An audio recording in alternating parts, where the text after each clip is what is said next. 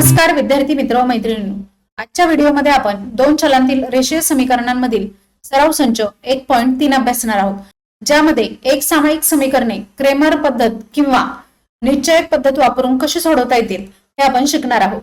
मागील व्हिडिओज मध्ये आपण सराव संच 1.1 सराव संच 1.2 ही जो निरसन पद्धत किंवा आलेख पद्धतीवर आधारित होता हे सगळं अभ्यासले।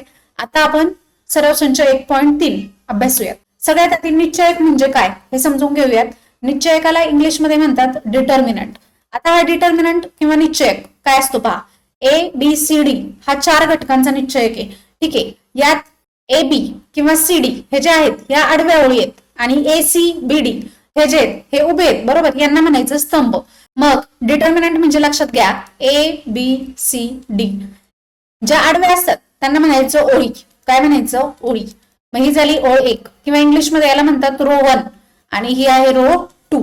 आणि जे उभे असतात ए सी बी डी याला म्हणायचं कॉलम 1 कॉलम 2, स्तंभ 1 स्तंभ 2, ओळ 1 ओळ 2। ठीक आहे, आता पहा 2 बाय 2 म्हणजे काय, 2 ओळी आणि 2 स्तंभ आहेत, म्हणजेच 2 गुणिले 2। इथे लिहिले जातात ओळी, इथे लिहिले जातात स्तंभ, रो कॉलम। याचाच अर्थ याची कोटी असते 2। या निश्चयकाची कोटी किती आहे? 2। कोटी कशी ओळखायची, तर त्यामध्ये किती ओळी आहेत आणि किती स्तंभ आहेत। मग यात ओळी पण 2 आहेत स्तंभ पण 2 आहेत, म्हणून याची कोटी झाली 2। समजा इथं 3 ओळी आणि 3 स्तंभ असते, म्हणजे समजा असं असतं A B C D E F G H I. मग आता यामध्ये 3 ओळी आहेत, बरोबर, आडव्या रेषा, आणि 3 उभ्या रेषा आहेत, म्हणजेच 3 स्तंभ आहेत। मग याची कोटी किती आलेली असती? 3। ठीक आहे, अशा प्रकारे निश्चयकाची कोटी आपल्याला ठरवता येते। आता हा जो निश्चयक आहे हा सोडवायचा कसा, तर इथं दिलंय पहा। काय करायचं? तिरकस गुणाकार करायचा।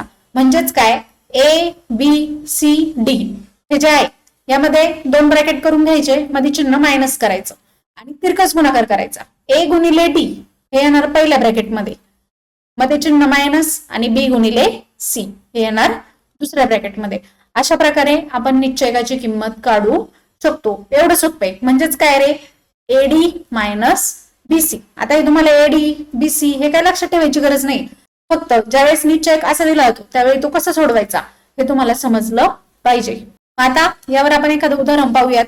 समजा एक निश्चयक आपल्याला दिलेला आहे, पहा 2 4 3 1 असा निश्चयक दिलाय। मग काय करायचं, एक ब्रॅकेट इकडं मध्ये चिन्ह वजा, एक ब्रॅकेट इकडं करून घ्यायचा। क्रॉस मल्टिप्लिकेशन म्हणजे तिरकस गुणाकार।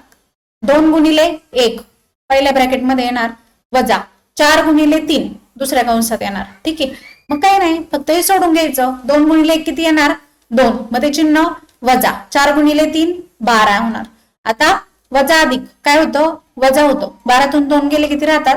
10, आणि मोठ्या संख्येचं चिन्ह काय? वजा, म्हणून या निश्चयकाची किंमत आली वजा 10। यामध्ये निश्चयकाची किंमत काढताना सर्वात महत्वाची गोष्ट जर कोणती असेल तर ती गोष्ट आहे चिन्ह व्यवस्थित पाहणे।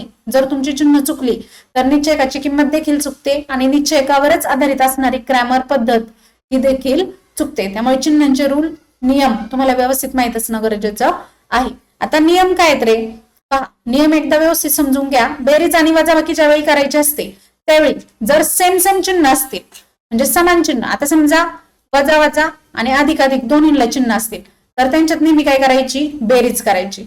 आणि चिन्ह वेगळे असतील, वजा अधिक अधिक वजा असं असेल तर यांच्यामध्ये नेहमी होते वजाबाकी। आणि आलेलं जे उत्तर आहे बेरीज वजाबाकी केल्यानंतर त्याला नेहमी मोठ्या संख्येचं चिन्ह द्यायचं।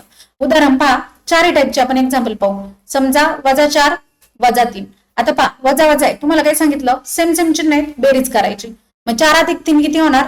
7, आणि या दोन्हीमध्ये मोठी संख्या कोणती आहे? 4। 4 ला चिन्ह काय? वजा, म्हणून याचं उत्तर किती आलं? वजा। नंतर 4 अधिक 3, आता इथं 4चं चिन्ह अधिक आहे, 3चं चिन्ह अधिक आहे, त्यामुळे अधिक अधिक अधिक होणार। 4 अधिक 3 किती आला? 7।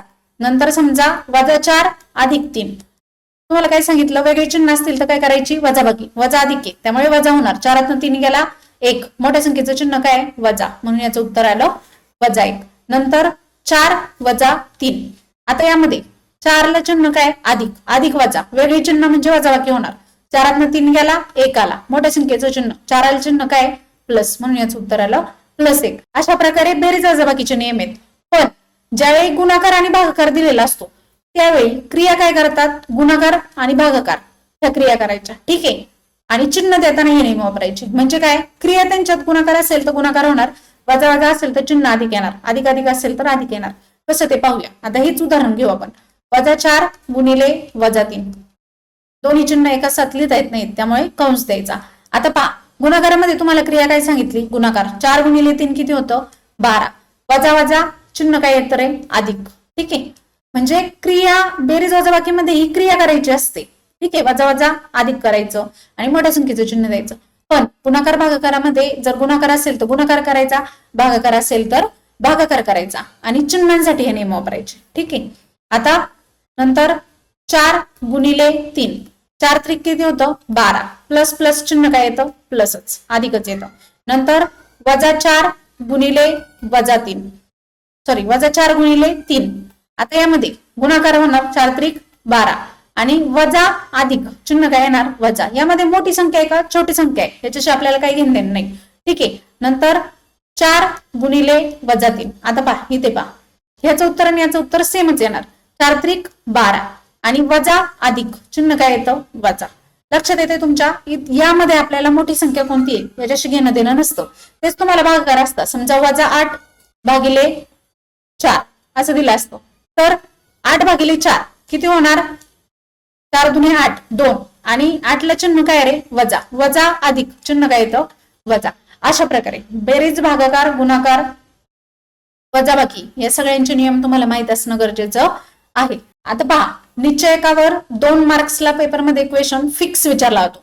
फिक्स म्हणजे फिक्स. निश्चय तुम्हाला सोडवता आला, 2 मार्क्स तुमच्या पेपरमध्ये फिक्स झाले. ठीक आहे, आता या निश्चयकावर आधारित आपण आणखी उदाहरणं पाहूयात. पहा, पहिलं उदाहरण. निश्चयक नेहमी कॅपिटल लेटरने दाखवायचा, लक्षात ठेवा. n बरोबर -8 -3 2 4. आता हा काही नाही, सोडवायचं आपल्याला. मग काय करायचं, 2 ब्रॅकेट करून घ्यायचे, मध्ये चिन्ह वजा द्यायचं. ठीक आहे, मग तिरकस गुणाकार. -8 गुणिले 4 पहिल्या ब्रॅकेटमध्ये पहिल्या कंसात, वजा 3 गुणिले 2. मग काय नाही, फक्त हे सोडवायचंय. गुणाकार आहे, वजा अधिक चिन्ह काय होतं, वजा. 8 चोक 32 मध्ये चिन्ह वजा आहे, त्याचं त्याला देऊन टाका. नंतर 8 मध्ये 3 दुने 6 आणि वजा अधिक चिन्ह काय येणार, वजा. आता यामध्ये वजा 32, इथे काहीच नाही म्हणजे गुणाकार असतो. -1 गुणिले -6, 1 गुणिले 6 6 येणार आणि वजा वजा चिन्ह काय होतं रे, अधिक होतं.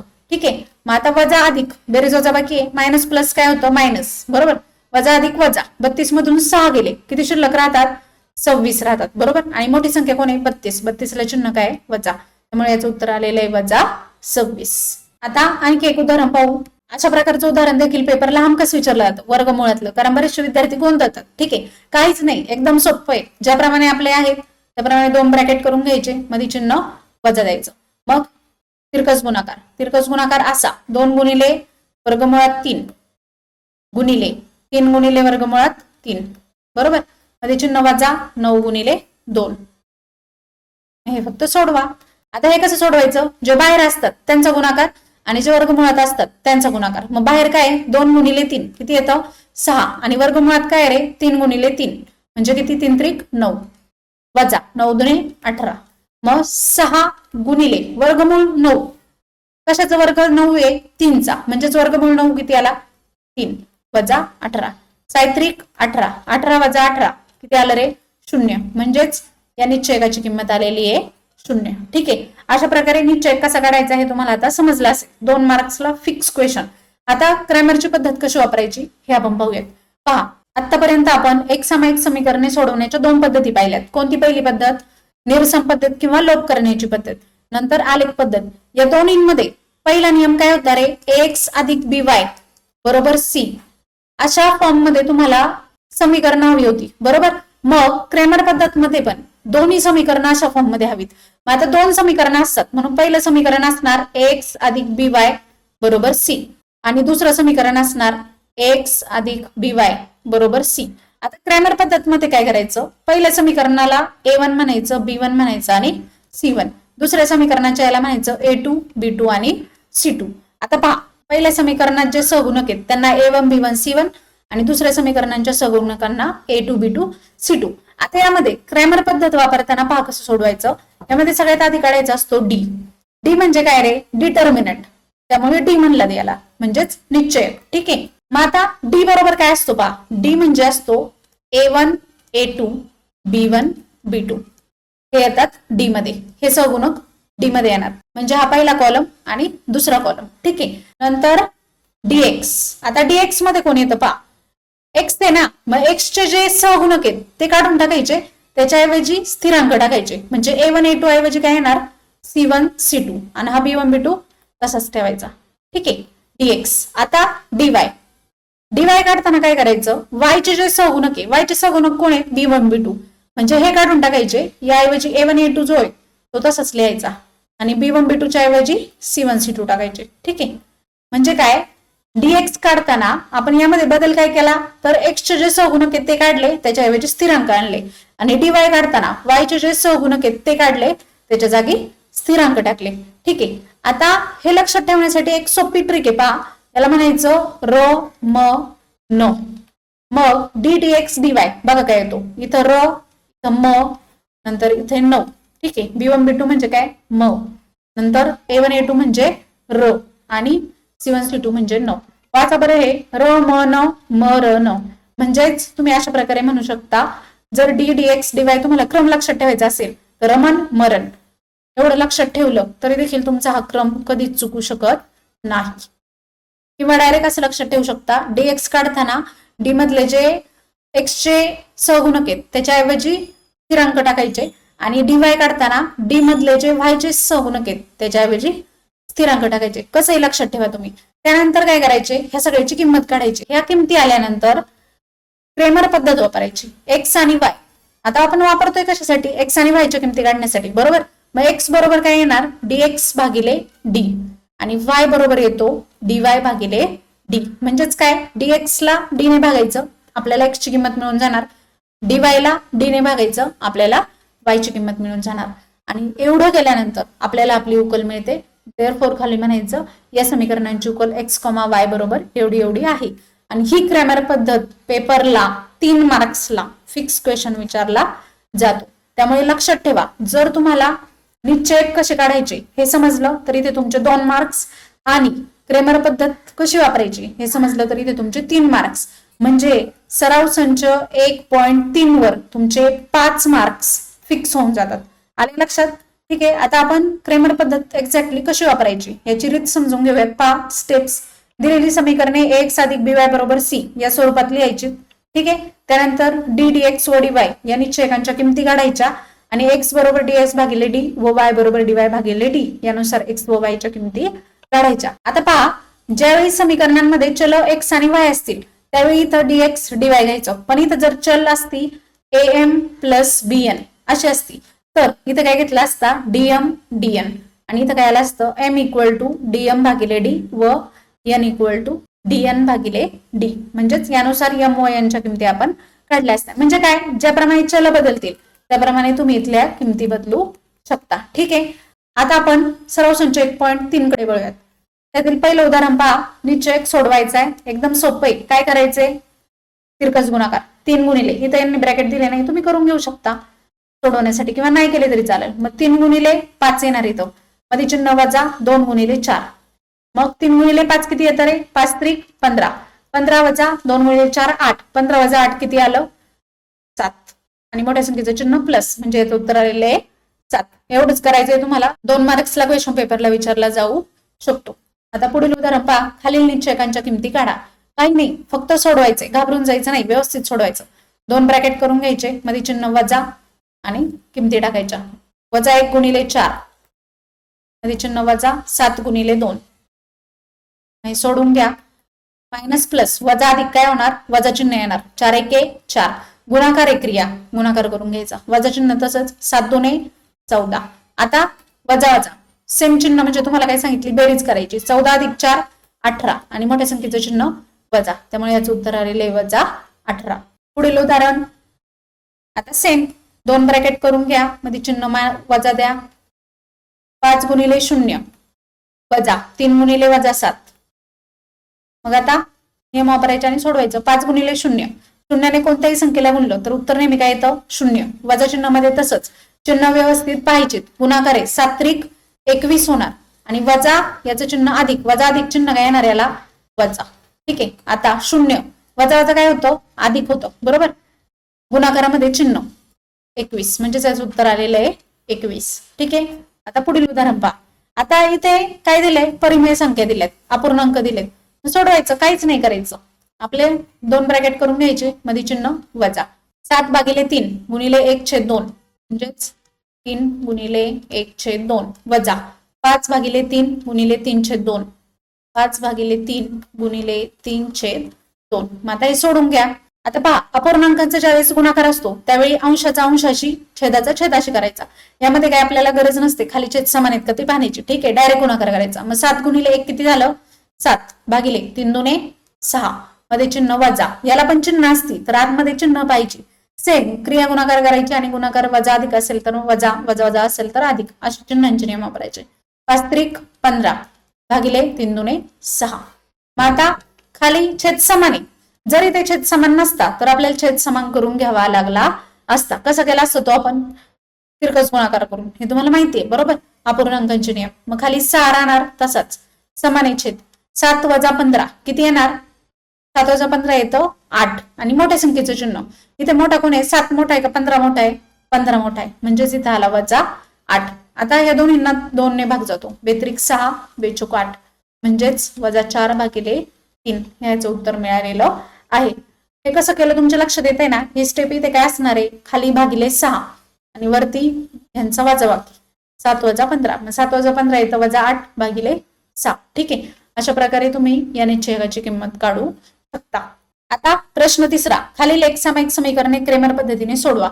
आता पहिलं उदाहरण पहा. सगळ्यात पहिलं काय रे, x + by = c या फॉर्म मध्ये हवेत आहेत का. x + by = c आहे, x + by = c आहेत. दोन्ही समीकरण एका खाली एक लिहून घ्यायची. 3x - 4y = 10 आणि दुसरं 4x + 3y = 5. आता काय करायचं, सगळ्यात आधी dx dy तिन्हीच्या किमती काढून घ्यायच्या. याकरता तुम्हाला a1 a2 b1 b2 c1 c2 यांच्या किमती माहिती असणं गरजेचं आहे. मग आता या पहिल्या समीकरणावरनं a1 b1 c1 याच्या किमती लिहा. मग a1 बरोबर इथं काय येणार रे, 3 x चा सहगुणक, b1 y चा सहगुणक किती येतो -4 आणि c1 किती येतो 10. पहिल्या समीकरणावरून लिहिलं. नंतर a2 x चा सहगुणक 4 b2 y चा सहगुणक 3 आणि c2 किती आहे 5. आता आपण dx dy तिन्हीच्या किमती काढून घेऊयात. d बरोबर काय असतो, a1 a2 b1 b2. तुम्हाला सांगितलंय र म न किंवा डायरेक्ट हे समीकरणांच्या इथे लिहू शकता तुम्ही. हा उभा स्तंभ असणार बरोबर, a1 a2 b1 b2 एका खाली एक त्यासाठीच लिहायचे आणि हा c1 c2. मग हे सोडूयात. a1 a2 म्हणजे कोण, 3 4 बरोबर, a1 a2 हा तुम्ही इकडे न पाहता पण डायरेक्ट घेऊ शकता. 3 4 - 4 3 त्यासाठी ते एका खाली एक व्यवस्थित लिहायचे. मग आता निश्चय काढायचंय फक्त. 3 गुणिले 3 होणार, मध्ये चिन्ह वजा, -4 गुणिले 4. ज्याप्रमाणे आपण निश्चय सोडवतो त्याप्रमाणे सोडवायचं. 3 गुणिले 3 9 वजा 4 गुणिले 4 4 चौक किती होणार 16 आणि वजा अधिक चिन्ह काय येतं वजा. मग 9 वजा वजा अधिक होणार, 9 अधिक 16 किती आलं रे 25. म्हणजेच डी ची किंमत आलेली आहे. आता dx काढून घेऊयात. मग dx बरोबर काय असतं, र म न किती आहे c1 c2 म्हणजे c1 c2 र म न म म्हणजे काय b1 b2. ठीक आहे, मग आता c1 c2 किती आहे रे, इकडून घ्या किंवा इथून घ्या डायरेक्ट. 10 5 आणि b1 b2 किती आहे -4 3. ठीक आहे, चिन्हांसकट घ्यायचे व्यवस्थित, त्या किमती लिहायच्या आणि सोडवायचं फक्त. तिथे काय होणार, पहिला ब्रॅकेट 10 गुणिले 3 मध्ये चिन्ह वजा असतं आणि दुसरा ब्रॅकेट -4 गुणिले 5. मग सोडवा. 10 गुणिले 3 30 वजा 5 चौक 20 आणि आतमध्ये वजा अधिक चिन्ह काय येणार रे वजा. 30 वजा वजा अधिक 30 अधिक 20 किती झालं 50. त्यामुळे dx ची किंमत आलेली आहे 50. आता dy ची किंमत काढायची. मग dy बरोबर र म न र काय a1 a2 आणि न काय c1 c2. किंवा डायरेक्ट तुम्ही काय म्हणू शकता, डिवाय काढताना इथे जे y चे सहगुणक आहेत त्याच्याऐवजी काय टाकायचे स्थिरांक. कसंही लक्षात ठेवा तुम्ही, किंवा डायरेक्ट पाठ करू शकता तुम्ही. dy बरोबर a1 a2 c1 c2 dx बरोबर c1 c2 b1 b2 किंवा र म न तुम्हाला जे सोपं वाटेल ते तुम्ही लक्षात ठेवा. A1 A2 च्या किमती 3 4 10 5. पुढे आपण एक्झाम्पल सोडवताना A1 A2 B1 B2 लक्षातच घेणार नाही. डायरेक्ट दोन समीकरण एका खाली एक लिहायची आणि रमन मरण किंवा डायरेक्ट कळतं आपल्याला एका खाली एक स्तंभ घेऊन. C2 किती आहे 5. मग हे सोडवा. पहिला ब्रॅकेट 3 गुणिले 5 वजा दुसरा ब्रॅकेट 10 गुणिले 4. मध्ये चिन्ह वजा देणं महत्वाचं आहे ते लक्षात घ्यायचे. 3 गुणिले 5 15 वजा 10 गुणिले 4 किती येतं 40. आता वजा अधिक काय होतं वजा बाकी. 40 मधून 15 गेले किती राहतात शिल्लक 25 आणि मोठ्या संख्येचं चिन्ह काय वजा म्हणजेच डीवायची किंमत मिळालेली आहे वजा 25. ठीक आहे. आता पहा डी dx dy तिन्हींची किंमत मिळाली. त्यानंतर x बरोबर काय असतो dx भागिले d. आता dx किती आलाय रे 50 भागिले 25 म्हणजेच 25 दुने 50. त्यामुळे x ची किंमत मिळाली आपल्याला 2. आता सेम y काढून घ्यायचा. y बरोबर dy भागिले d. dy किती आहे वजा 25 भागिले d किती 25 वजा 25 भागिले 25 किती येतं 25 1 25 म्हणजेच y ची किंमत आलेली आहे वजा 1. अशा प्रकारे x आणि y दोन्ही किमती आपण काढलेल्या आहेत. मग खाली फक्त लिहायचं म्हणून x, y बरोबर 2, वजा 1 ही या समीकरणाची उकल आहे. ठीक आहे. लक्षात आली तुमची क्रॅमर पद्धत. आता जे उत्तर आले ते बरोबर आले की नाही ते आपण चेक करू शकतो. ज्याप्रमाणे आपण आधी चेक करायचं दोन्ही पद्धतींमध्ये काय करायचं ह्या दोन्ही किमती कोणत्या एका समीकरणामध्ये टाकून पाहायच्या. जर डावी बाजू बरोबर उजवी बाजू आली तर तुमचं उत्तर बरोबर आहे. बरोबर हे आपल्याला रफ मध्ये करतो आपण इथे नाही. मग आता 4x अधिक 3y बरोबर 5 येतं का पाहू बरं. 4x अधिक 3y 4 गुणिले x ची किंमत किती आहे 2 अधिक 3 गुणिले y ची किंमत किती आहे वजा 1. 4 गुणिले 2 8 अधिक वजा वजा 3 1 3 8 वजा 3 किती आलं रे 5 येतं. बरोबर म्हणजेच काय आपली जी उकल आली आहे x, y बरोबर 2, वजा 1 हे उत्तर बरोबर आलेलं आहे. ठीक आहे. हाच क्वेश्चन आपल्याला 3 मार्क्सला पेपरला विचारला जातो. आता हे पहिलं उदाहरण होतं. तुम्हाला जर समजलं नसेल तर पुढील उदाहरण पहा व्यवस्थित समजेल तुम्हाला. स्टेप बाय स्टेप जसं मी लिहिते त्याप्रमाणे तुम्ही लिहून घ्या व्यवस्थित पहा त्यामुळे तुम्हाला व्यवस्थित समजेल. आता दुसरं उदाहरण यामध्ये आता आपण A1 A2 ते लक्षात घेणार नाही. डायरेक्ट उदाहरण कसं सोडवायचं ते पाहूयात. बघा सगळ्यात महत्वाची गोष्ट काय x अधिक by बरोबर c सगळ्यात पहिली स्टेप त्याप्रमाणे हवेत. आहेत काही दोन्ही पण समीकरणं नाहीत मग ती त्या प्रकारे करून घ्या. तिथं काय रे पहिल्या समीकरणामध्ये स्थिरांक इकडे तो इकडे न्यावा लागेल आणि डावीकडून उजवीकडे नेला किंवा उजवीकडून डावीकडे नेला तर त्यांची चिन्ह काय होतात बदलतात विरुद्ध चिन्ह येतात. म्हणजे वजाचा अधिक होतो अधिकचा वजा होतो. आता इथं पण 5y इकडे पाहिजे बरोबर x अधिक by पण आहे का तो नाही त्यामुळे त्याला तिकडे न्यावं लागेल. स्थिरांक त्याच्या जागेवर ठेवायचा. मग पहिलं समीकरण कसं होईल रे 4x अधिक 3y वजा 4 तो इकडे येऊन काय होणार अधिक 4 0 अधिक 4 किती येणार 4 झालं पहिलं समीकरण. दुसरं समीकरण त्याच्या खाली लिहून घ्यायचं लगेच 6x किंवा 6x वजा 5y तो इकडे येऊन काय होणार अधिक 5y बरोबर आणि हा स्थिरांक त्याच्या जागी तसाच आलाय का. x अधिक by बरोबर c x अधिक by बरोबर c xy आणि इकडे c अशा प्रकारचं आपल्याला रूप पाहिजे म्हणजे पाहिजे नसल तर ते करून घ्यायचं समीकरणांचं. ठीक आहे. मग आता दोन्ही समीकरणं आपल्याला मिळाली. हे झालं A1 A2 ही झाली B1 B2 हे झालं C1 C2. आता हे लक्षात घ्यायची गरज नाही. मग डायरेक्ट डी काढा. डी बरोबर काय असतो रे आपला A1 A2 B1 B2 किंवा डायरेक्ट तुम्ही याला म्हणू शकता र म न हे रफ मध्ये करायचं. ठीक आहे. किंवा लक्षात ठेवायचं रमन. मग र काय 4 6 क्रम काय आपला र म न म र न. ठीक आहे. म्हणजे रम हे आले डी मध्ये नम हे आले dx मध्ये आणि रन हे आले dy मध्ये. ठीक आहे. मग आता र म 4 6 3 5 मग सोडून घेऊयात काय होणार 2 ब्रॅकेट मध्ये चिन्ह वजा बरोबर 4 गुणिले 5 वजा 3 गुणिले 6 हे सोडूयात 4 गुणिले 5 5 चौक 20 वजा 7 18 20 वजा 18 किती आलं 2 म्हणजेच डी ची किंमत आलेली आहे 2. त्यानंतर dx आता dx ची किंमत काढूयात. dx बरोबर न म म्हणजे काय रे फक्त A1 A2 च्या ऐवजी C1 C2 4 8 म 3 5 कसंही लक्षात ठेवा तुम्हाला जे सोपं वाटेल ते 4 गुणिले 5 वजा 3 गुणिले 8 हे सोडून घेऊयात 4 पंचे 20 वजा 8 त्रिक 24, 20 वजा 24 वजा अधिक काय होणार, वजा होणार, 24 मधून 20 गेले 4 आणि मोठ्या संख्येचं चिन्ह वजा 4. आता डीवाय, डीवाय बरोबर काय रे, र न, किंवा डायरेक्ट इथे 4 6 तासच राहणार आणि 3 5 ऐवजी स्थिरांकाचा टाकायचा 4 8.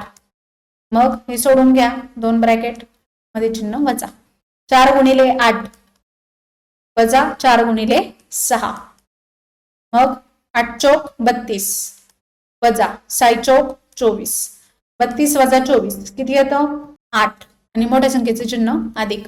झालं D D x D Y तिन्ही निघाले. म्हणून क्रेमरच्या पद्धतीनुसार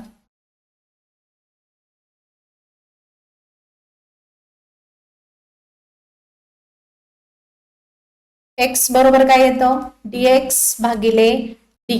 मग dx किती आहे, वजा 4 भागिले डी किती आहे 2, किती आलं, 2 2 4 आणि वजा अधिक चिन्ह काय येतं वजा, आणि y बरोबर dy भागिले डी.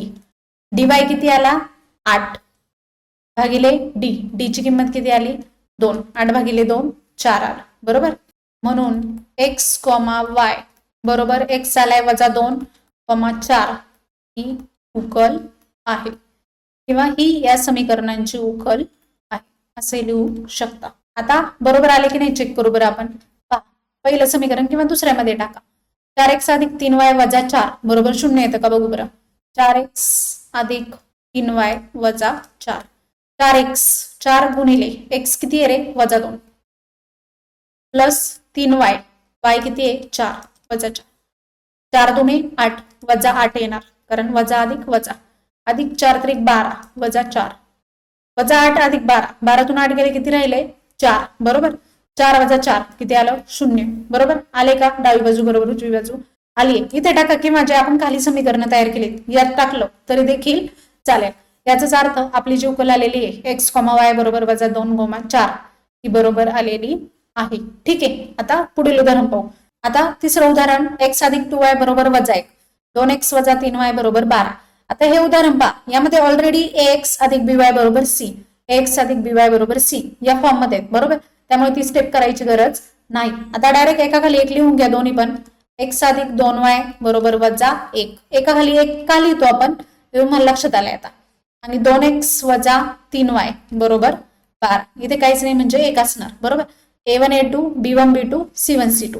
आता डी च्या किमती काढून घ्या. मग डी र म न, आता साईडला करायची गरज आहे का, डायरेक्ट तुम्ही म्हणू शकता. मग र म पहिले डी मध्ये येणार बरोबर 1 2, नंतर 2 वजा 3. आता हे सोडून घ्या.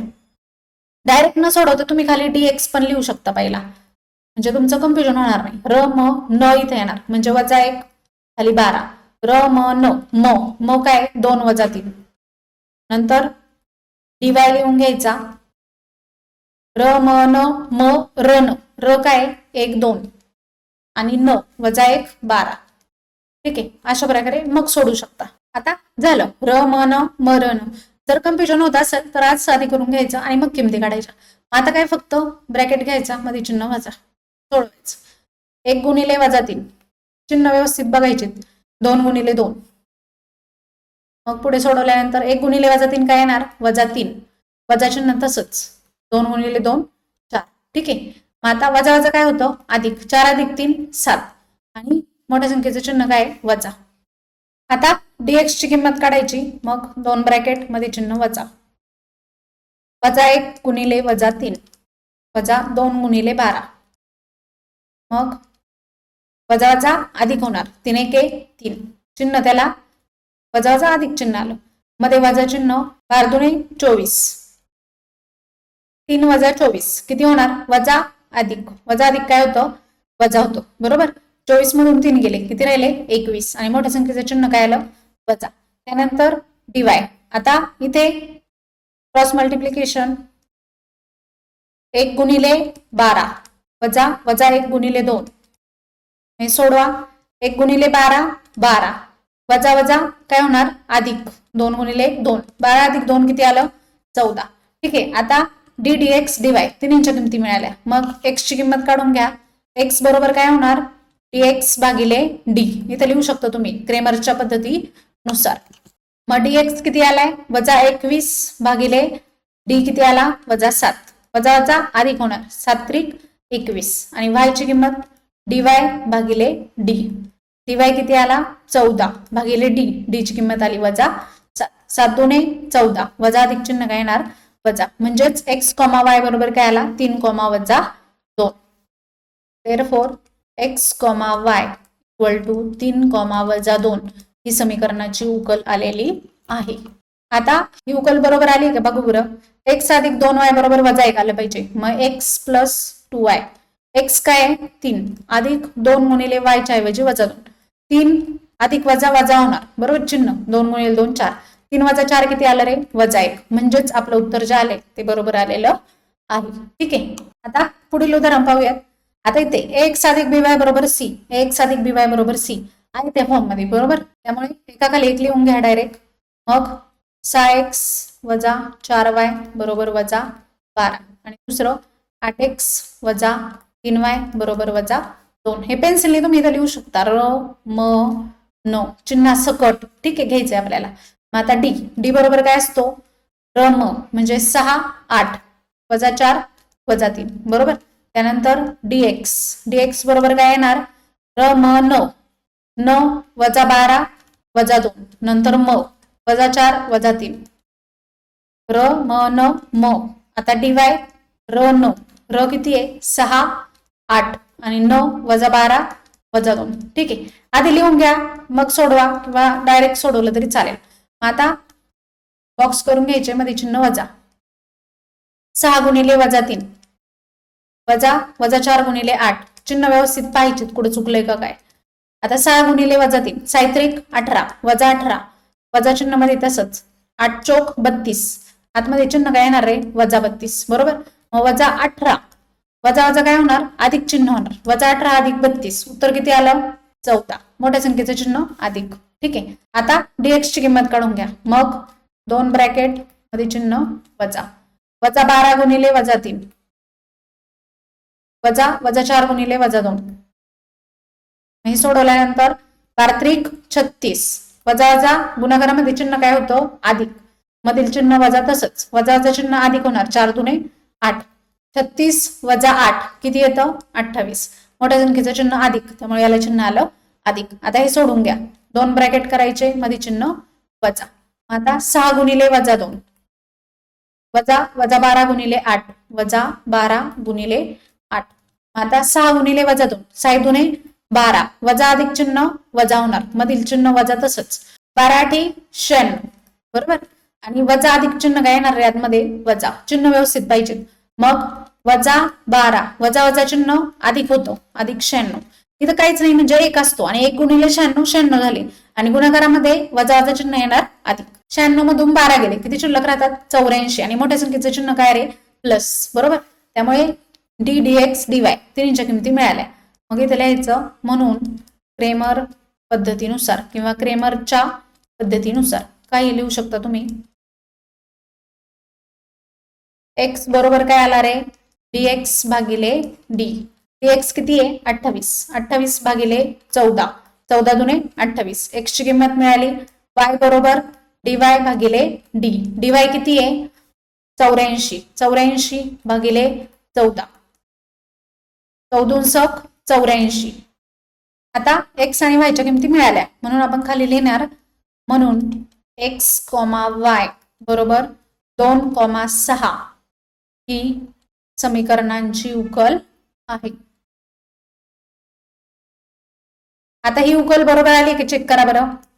क्रेमर पद्धत अतिशय सोपी पद्धत आहे की नाही. आता बरोबर आली की पाहू आपण 6x वजा 4y बरोबर वजा 12 आलं पाहिजे. 6 गुणिले x किती आलाय 2 वजा 4 गुणिले y किती आलाय 6. बघू बरं वजा 12 येतो का. 6 दुने 12 वजा 6 चोक 24 12 वजा 24 उत्तर किती आलं वजा 12. म्हणजेच आपली जी उकल आलेली आहे ती बरोबर आलेली आहे. x, y बरोबर 2,6. ठीक आहे. आता पुढील उदाहरण पाहूयात. 4m अधिक 6n बरोबर 54 3m अधिक 2n बरोबर 28.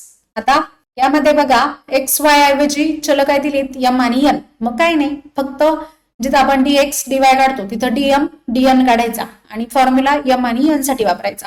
मग सेम एका खाली एक आपण लिहून घेऊ. पहिली एक्स अधिक by बरोबर c या फॉर्म मध्ये आहेत का? आहेत, बरोबर. तुम्हाला स्थिरांक इकडे दिसत आहेत, मग डायरेक्ट लिहून घ्यायचे एका खाली एक.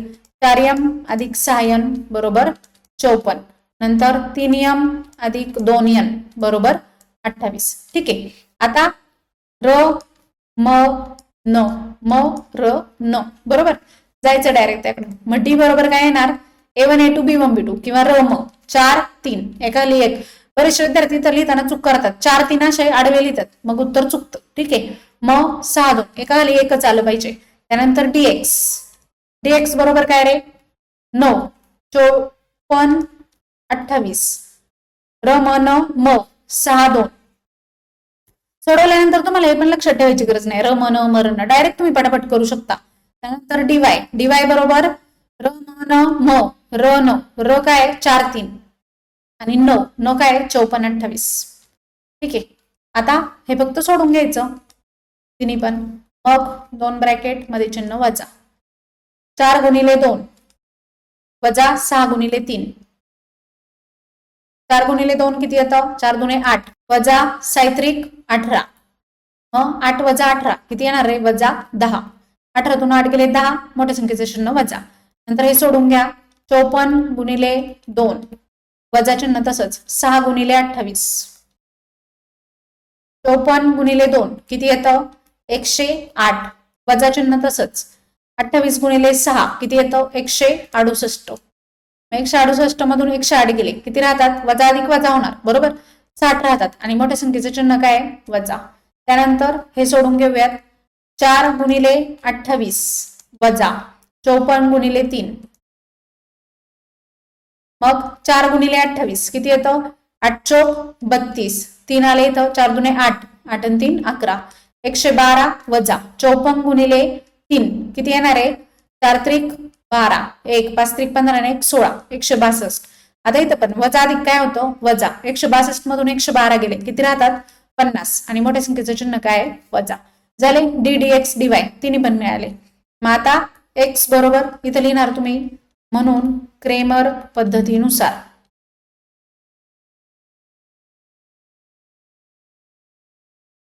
x बरोबर dx भागिले d. dx किती आलाय? वजा 60. थांबा थांबा, इथे x बरोबर येणार का? इथे m बरोबर येणार, बरोबर. m बरोबर आणि इथं पण जो x आणि y याच्याऐवजी आपल्याला काय लिहायचं आहे? m आणि n. लक्षात घ्या हे व्यवस्थित, बऱ्याच वेळा आपल्याला काही गडबडीत चुकू शकते. आता इथे x च्या ऐवजी लिहिणार आपण m आणि इथे लिहिणार n.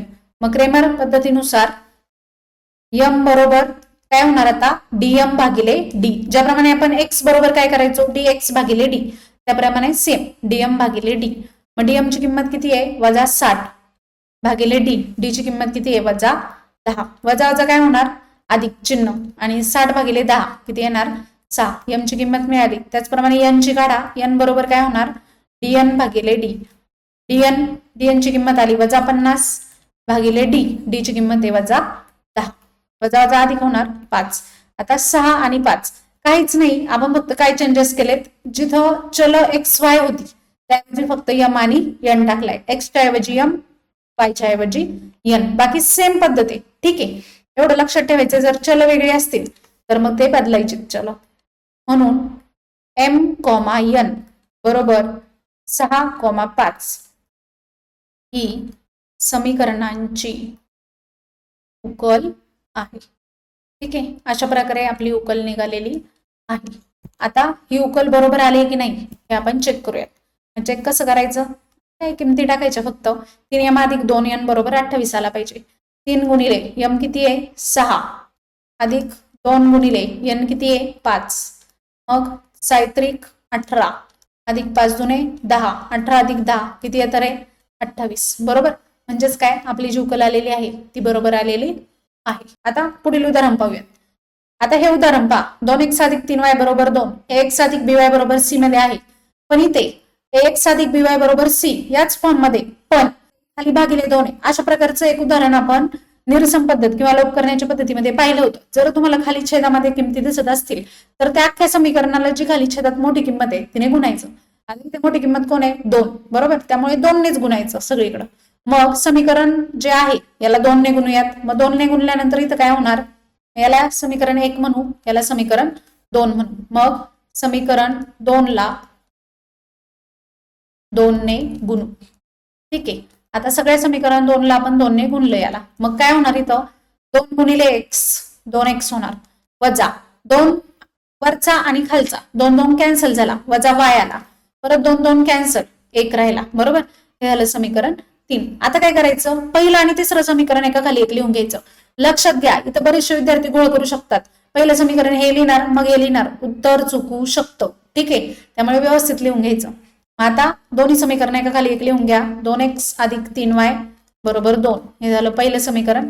आणि तिसरं समीकरण लिहिणार आहे आपण, कारण दुसऱ्यातून आपण तिसरं तयार केले, बरोबर. मग 2x वजा y बरोबर 1. ते काहीच नाही म्हणजे 1 आहे. हे झालं तिसरं समीकरण. आता या दोन्हींवर आपण क्रेमर पद्धत वापरायची. ठीक आहे. आता आपण डी ची किंमत काढून घेऊयात. मग डी बरोबर काय होणार रे? हा पूर्ण रो, नंतर इथं म आणि हा न. लक्षात ठेवा, किंवा direct A1 A2 B1 B2 जसं तुमच्या लक्षात राहील तसं करा. 2 2 इथे 3 वजा 1 बरोबर. नंतर dx बरोबर काय होणार?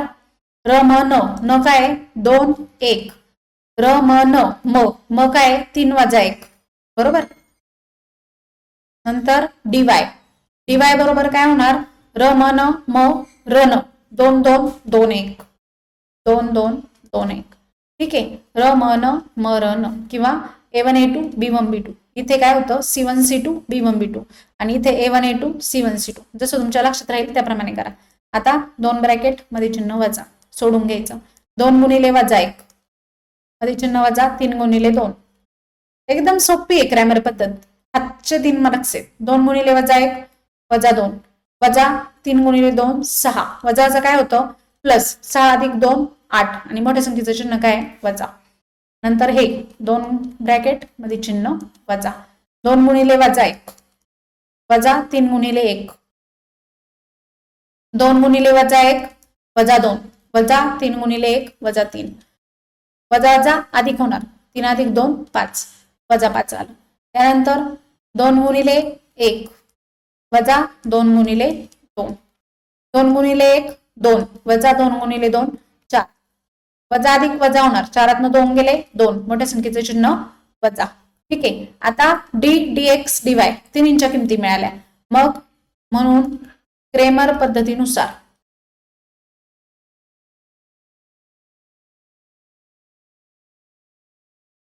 x बरोबर काय होणार? dx भागिले d. dx किती आलाय? वजा 5 भागिले d वजा 8 वजा वजा अधिक होणार 5 भागिले 8 येऊ शकतं असं पण उत्तर. ठीक आहे. जर तुम्हाला वाटत असेल आपलं चुकलं तरी आपण पुढे चेक करणार आहे परत आपलं उत्तर बरोबर आलं की नाही. आणि तसं नसेल करता येत तर इथं एकदा मग आपली चिन्ह किंवा हे चुकलंय की काही बघायचं.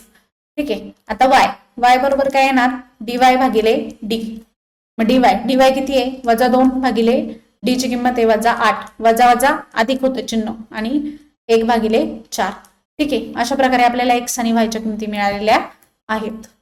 ठीक आहे. अशा प्रकारे आपल्याला x आणि y च्या किमती मिळालेल्या आहेत. म्हणून तुम्ही म्हणू शकता x, y बरोबर याले x 5, 8, 1, 4 या समीकरणांची उकल आहे. ठीक आहे. आता ही उकल बरोबर आली की हे आपण एकदा चेक करू. x वजा y भागिले 2 बरोबर 1/2 किंवा पहिलं समीकरण बघू. 2x अधिक 3y बरोबर 2 आलं पाहिजे. मग 2 गुणिले x ची किंमत किती आहे? 5 भागिले 8 अधिक 3 गुणिले y ची किंमत किती आहे? 1/4 याचं उत्तर आलं पाहिजे. आता बेके बे चोक 8. मग इथं काय शिल्लक राहिला? 5 भागिले 4 अधिक 3 गुणिले 1 3 3 भागिले 4 5 अधिक 3 8 8 भागिले 4 उत्तर किती आलं रे? 2. म्हणजेच काय? डावी बाजू बरोबर उजवी बाजू आली. याचा अर्थ आपली जी उकल आलेली आहे बरोबर आलेली आहे. अशा प्रकारे आपण सराव संच 1.3 संपूर्ण अभ्यासलेला आहे. ठीक आहे. आता या सराव संचामध्ये निश्चयक 2 मार्क्सला हमखास प्रश्न विचारला जातो निश्चयकावर. निश्चयकाची किमती काढा आणि क्रेमर पद्धतीने एक उदाहरण सोडवा, 3 मार्क्सला पेपरला विचारलं जातं, फिक्स क्वेश्चन असतात. म्हणजेच काय, 2 चलांतील रेषीय समीकरणामधील सराव संच 1.3 वर तुम्हाला 5 मार्क्सचे फिक्स क्वेश्चन विचारले जातात. त्यामुळे सराव संच 1.3 अत्यंत महत्वाचा आहे. आतापर्यंत आपण सराव संच 1.1, 1.2, 1.3 यामध्ये काय केलं तर एक सामायिक रेषीय समीकरण सोडवण्यासाठी 3 पद्धती. पहिली पद्धत लोप करण्याची पद्धत किंवा निरसन पद्धत, त्यानंतर आलेख पद्धत आणि तिसरी पद्धत क्रेमर पद्धत, या तिन्ही पद्धती वापरल्या. ठीक आहे. आता चौथा जो सराव संच आहे त्यामध्ये काय असणार आहे, रेषीय समीकरण दिलेली नसतील, मग ती समीकरण आधी रेषीय समीकरणांमध्ये कन्वर्ट करायची, रूपांतरित करायची आणि त्यानंतर या तिन्हीपैकी कोणतीही एक पद्धत वापरून ती उदाहरणं सोडवायची. अशा प्रकारचा सराव संच 1.4 असणार आहे. आपण तो पुढील व्हिडिओमध्ये अभ्यासणार आहोत. जर तुम्हाला व्हिडिओ आवडत असतील, शिकवलेलं समजत असेल तर व्हिडिओला लाईक करा, तुमच्या मित्रमैत्रिणींपर्यंत शेअर करा आणि चॅनेलला नक्की सबस्क्राईब करा, जेणेकरून पुढील व्हिडिओ तुमच्यापर्यंत सर्वात आधी पोहोचेल.